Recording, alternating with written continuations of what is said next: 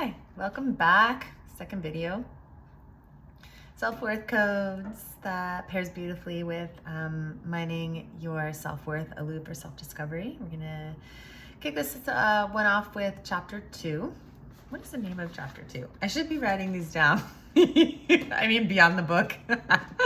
Tools for identification and unlearning. Good, juicy.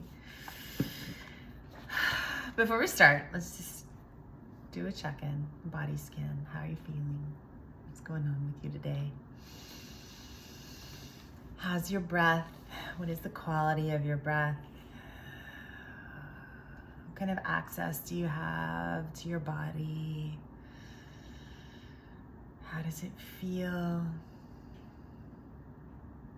Notice any tension. Notice any areas too that feel open. Notice where you're soft.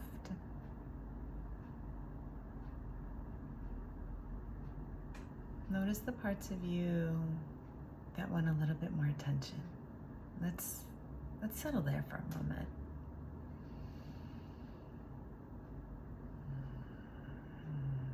Let's give them the attention that they want, that it wants.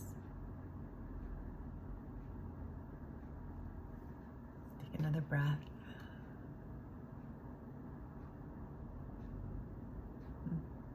And then when you're ready, come back. I'll be here. All right, chapter 2. So I think an important piece to start with is perception and responsibility. So a lot of this work is about your perception and the impact, right? You've taken all that information that you learned from chapter 1, this sort of fact-finding of looking at the impact of your family of origin and society on your self-worth. And I don't imagine it's a one and done. It will be something that continues to work you, really, come up for you, have awarenesses. And I notice oftentimes with clients, there's this real hesitation to trust their own perception. And somehow, whatever they think or however they whatever they remember, it has to be right. And if it's not right, then they don't feel like they have the right to have a feeling about it. That's not true. I also think about the impact of our family, our family of origin, and whether their intention was good or bad or wrong or right or to hurt you or to help you. Regardless of the intent, there is still the impact. Right? What worked for you might not have worked for your brother or your sister because you're a different person. And so taking responsibility too for your own perception. It doesn't, in this course, in this space with me, it doesn't have to necessarily be right. Not everybody in your family would have to see it exactly like you in order for it to be a truth. I'm really only interested in its impact on you and your perception of it. How do you metabolize whatever it is that happened?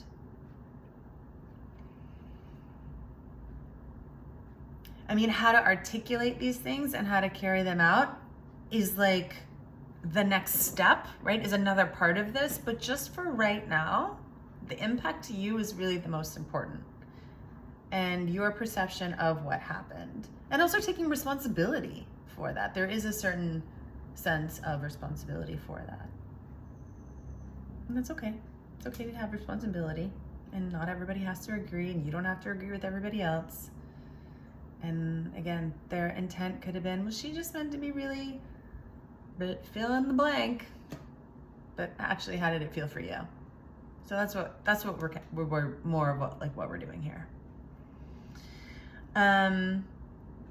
I am curious, what did you learn from your sort of fact-finding mission. And in terms of like friends and family, who's attached to you remaining the same? To friends, family, work. Yeah, the people in your life. Who is attached to you remaining the same? Because it benefits them in some way. It helps the family narrative if you are the black sheep, because somebody's got to be it. It's not true, and you don't have to subscribe to it anymore. But it's also a really good indicator of who you also give your power away to.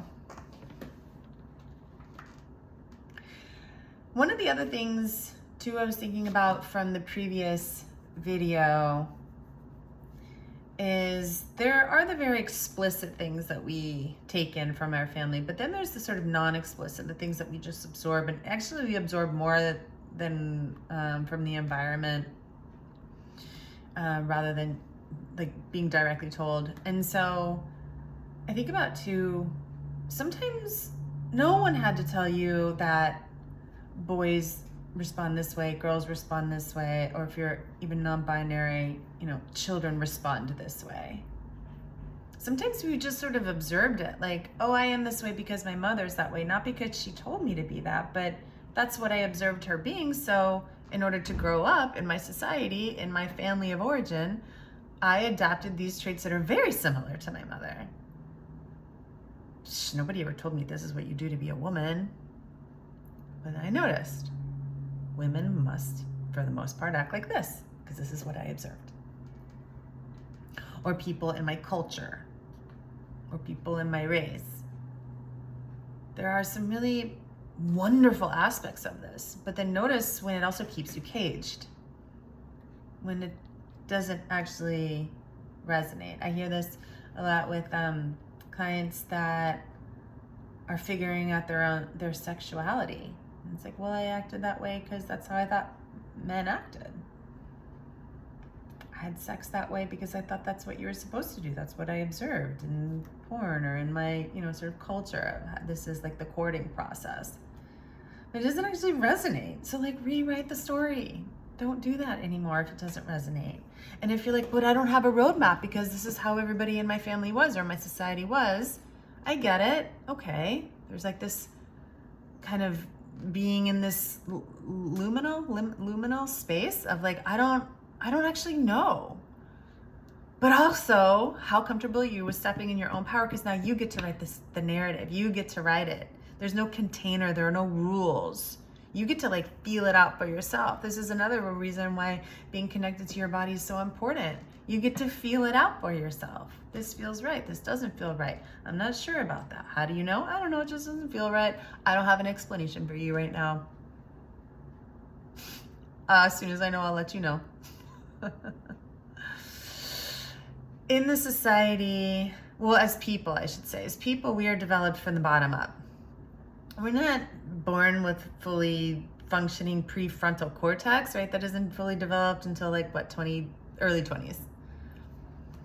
We are feelers. Babies aren't like, well, actually, that milk was a bit warm. I didn't quite like it. No, they're just like screaming in your face because they don't like it. They don't want it. And to some degree, there is some shaping of that is necessary, right? Because we can't all just be like rolling around on the floor, screaming every time we don't like something. That would be emotionally immature. But then there's this rigidity, this almost emotional straitjacket that gets put on us instead. And then we've got to rationalize everything, and all of it has to make sense, and we all have to be aligned in what's right. This is the right thing to do. Is it? I don't know. I don't know. What if you got to decide? And there's power and responsibility in that. But there's also this allowance of creativity of who you are and what you want for your life. Is it safe for you to be creative? Is it safe for you to step outside and be your own sovereign being to create what it is that you want?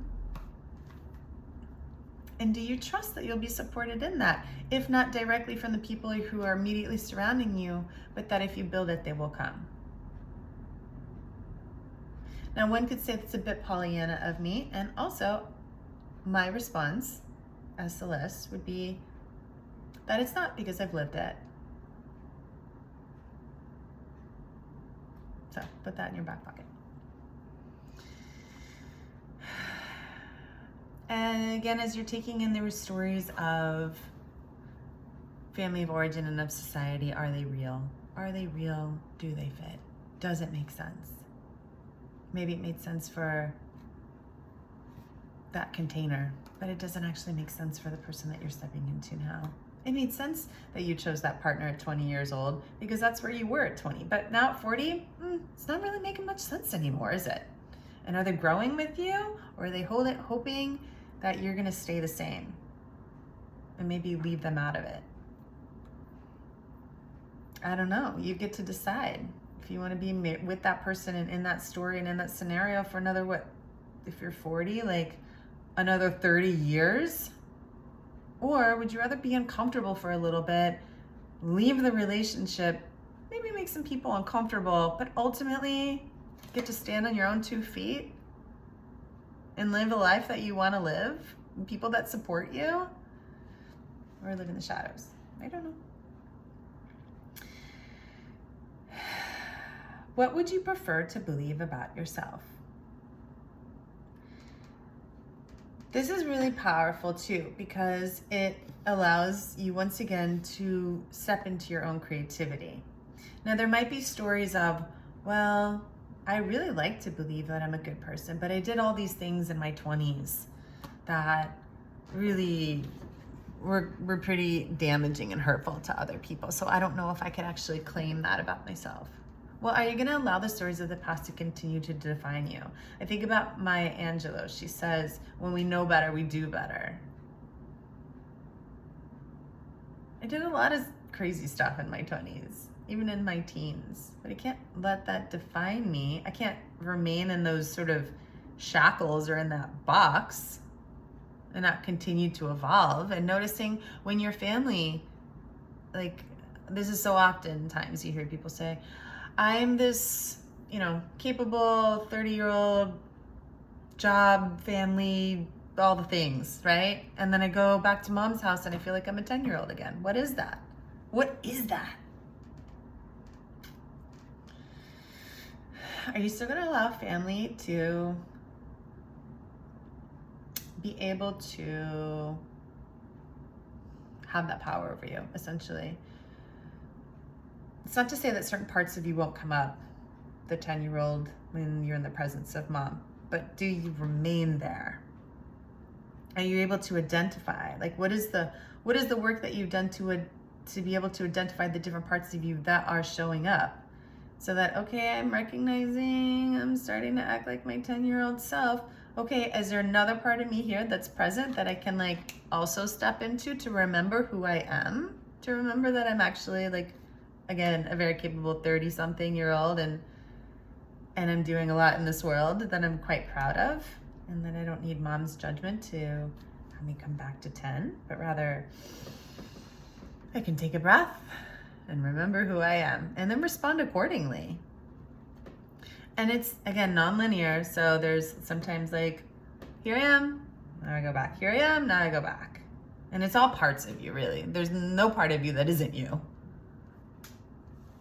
But this autonomy and this power just to get to name which part of you is responding, to be in control of that. And part of that, again, is slowing down and collecting this data so that we can know who's online, what part of you is showing up. And then the self-responsibility and the power of I'm going to take responsibility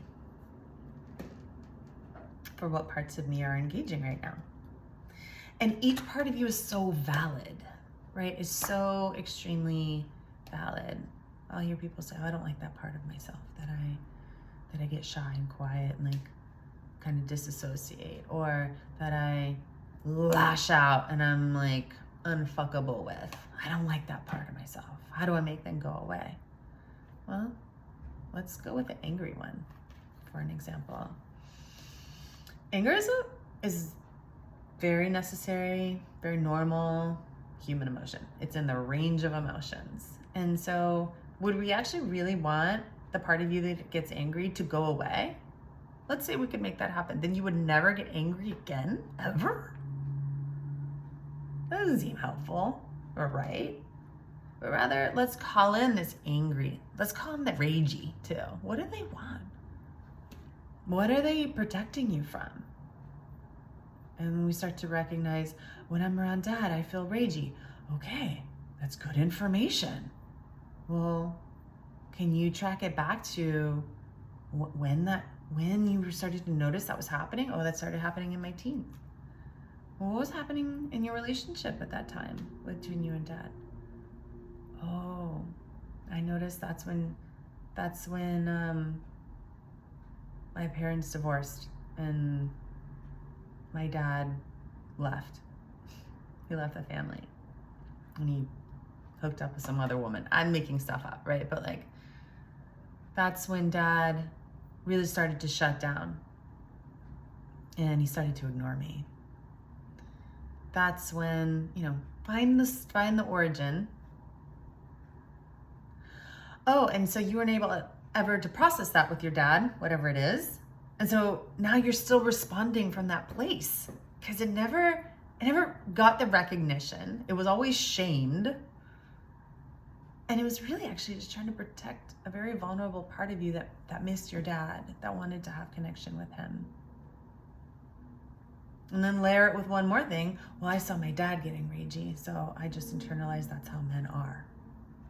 Right? So I'm a man, so I became ragey. This unprocessed emotional baggage, trauma, and then I started to get these labels of being short-tempered. And really just protecting a very gentle, vulnerable part. Now that seems like a very worthy job, Rage. Good job. And also, we don't want you taking control when dad enters the picture, because now we actually want to have a relationship with dad where those vulnerable pieces can come out, and we're recognizing that he's available for it now too. Even though it's 20 years later or whatever. He's ready for it now too. So how can we actually interact with this rage, with this anger? Thank you so much for letting us know what it is, what your purpose was. I see my attachments to it, the stories. I start to develop a relationship with my anger, but also with my breath, so that I know when it's okay to lean into it, when it's not, right? So then I'm able to take my rage and go chop some fucking wood, or go like put on some music and go for a run and pump some iron, and like really tap into that energy so that it has a purpose. It has a way to express itself that is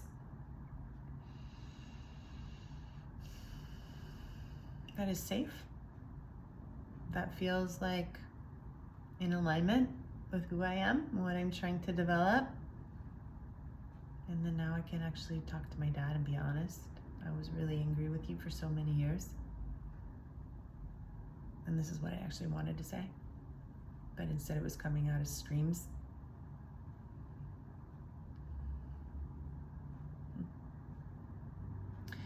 So within each of us, there are these parts, right? Even the one that's disassociating. It's like, oh, we've come to find out that the childhood home was really chaotic and it was really scary. And I didn't know who was safe. I didn't have anything to anchor into. So I would disassociate. And that just became a pattern. And that's what I did. And then I started to wake up one day and I'm like, who am I married to? And what is this job? And I have no connection to my body. What's that? Where have I been? Oh, well, you were just still reacting like you did as a child, trying to survive your environment. So let's not shame that part or be mad at it. You did a good job for the time that it was doing it. But now, again, you're recognizing, I actually want to be present in my life. I don't want to rage at people I want to have a more controlled way to relate.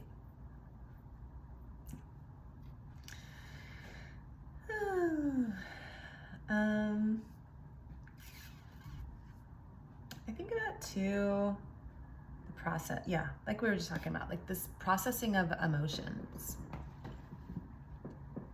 And I think there's a big movement, a big sort of spiritual movement of how to just meditate it away or breathe it away. And those things are super potent. They can be. And sometimes they might not work for you. And how can you relate to your emotional body in a non-judgmental way, but to really honor it?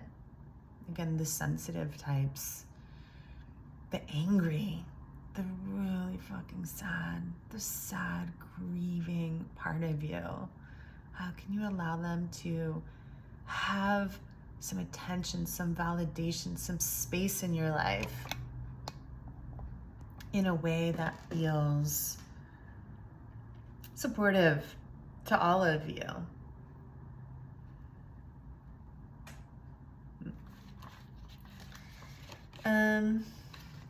Thinking about also these inner parts work of how you can move it, how you can move with it and let it move through you. So in the book I talk about, I think it was guilt or shame, but feeling like a bag of rocks on your back. And a lot of times people carry stuff in their shoulders and in their chest, like chest and solar plexus is where I hear about it the most. And so in your moments of like more quietness, more slowness, how can you really feel into the parts of your body and trust its perception, trust your own intuition? Of course, you're not walking around with a bag of rocks on your back, right? But it can certainly feel that way. And how can you validate that within yourself? And then with this trust, with the opening of like trusting yourself, allow yourself to move it. And it might feel silly and it might feel ridiculous and it might just feel like, what am I doing right now? Yeah, okay, feel all that. And then also move through this very real, perceptive weight on your body, or this closedness. Closeness around your heart. Okay, if that's what you're perceiving, then how can we start to be curious about this closeness? Like, what's closed? What's the material? How long has it been there? Am I able to like look at it as opposed to like pushing it away like I normally do? Right? It's stuff when we start to look at this, we'll start to feel the anxiety bubbling up, or the anger, or the depression, right? Again, those are important things to notice. But to not get stuck in, like, let's not get stuck in it. Okay, I'm feeling that. Let me take a breath, maybe take a break, but let me come back to it. And again, I'm really get curious about this closeness around my heart. And how can I work with those materials? And what is that? What is the feeling that's in there? What are the memories that are stuck in there? What are the stories that telling me that have me feeling into a tight heart, or a space around my heart that is tight? This is like more of that like intricate work where we get to use our creativity, because your body is responding. That's the great part of your brain. It's like, okay, I perceive this, and then I'm going to start looking at it and working with it. And the brain's like, most likely, yes, right? It's going to believe it. Even if for years you've been not paying any attention to it, or thinking this is a waste of time. Try. Why not? What do you got to lose? Get curious about the sensations inside your body, about the messages that your body is telling you. You literally have nothing to lose, and you can be very creative. And then somatically, again, the body will respond, because ultimately the body is your vessel. It's yours. You know it better than anyone else. Even if, again, you've turned away from it or turned it off, doesn't mean that you can't enliven it again, or get curious about it, or begin to develop a relationship with it at any time. And sometimes the body, you'll notice, will be like, oh my God, yay, you're here, thank you. I have so many messages for you. And then other times it might be slow to respond, especially if you don't have like a relationship with your body where you've been talking to it. But like tight knees, oh, they're so achy. What's going on there? Again, there's this like medical way of looking at it, but then there's an emotional way of looking at it. Even if I'm not saying that necessarily the emotions are what are causing your knees to be achy, but you still have emotion about it. And can you express that? Can you start to, again, just allow those feelings to work through you? And I think it's also important to, again, feel these things. And then how do we not get swallowed up by them? Because that's, again, something else that I hear from my clients. Well, I'm afraid if I open up the door to that, I can't shut it, or I'll be stuck in it. Or what if I'm forever angry and rageful? Okay, that's a possibility in the realm of possibilities that would happen. And also like highly unlikely that you're gonna start to look into your old memories and start to feel these sensations and then never be able to close the door on it. It's not true. That's not to say that you might be angry for a period of time or sad for a period of time. And also how wonderful it is that you're allowing yourself to allow those things to come up to the surface. Now that you're safe, now that you're out of the family's origins house, now that you're out of whatever relationship it was, or now that you're out of the story. Yeah, part of it is like the only way past is through. But then not getting stuck in it, not letting it take over your life, not getting into a spiral. I'm allowing myself to feel this.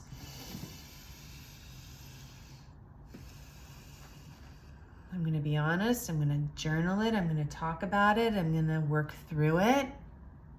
And then at a certain point, okay, I need to maybe compartmentalize for a period of time. I need to be able to look at the micro of my life, but also the macro. How can I zoom into these feelings? And then how can I also back out and look at, I am more than just these feelings and these past experiences, but my life is actually quite large. And I have many other things that I'm working on, working with, hopeful for, on top of, below, whatever. You're never below. But it's like we want to give these things, again, time and space and recognition, but not get so swallowed in them that we can't get out. And quite frankly, it's very uncommon that you can get out of them. But remember that you are not just this, and you are not all of that, but you are somehow working in between the two. The two frame, or not the two, but rather the spectrum of the details, and then the much larger picture of your life as well. And I'm going to encourage you to continue doing your self-care, right? Self-care is feeling these feelings. Self-care is looking at this stuff. Self-care is also pausing and going to do something completely different that has potentially no real connection to this. Like, for instance, going to watch a funny movie, going to take your dog on a walk, going again to take a bath or to take a breath. Again, get really big if you need to, but then also like get really soft and gentle and quiet. These are all the tools that are necessary, right? In order to like continue to build your self-worth, to know that you are capable, not in just one or two aspects of your life, but in all the aspects of your life. And it really builds a rich inner network of your life and all that you are. So thanks for being here. That was video 2. I'll see you again.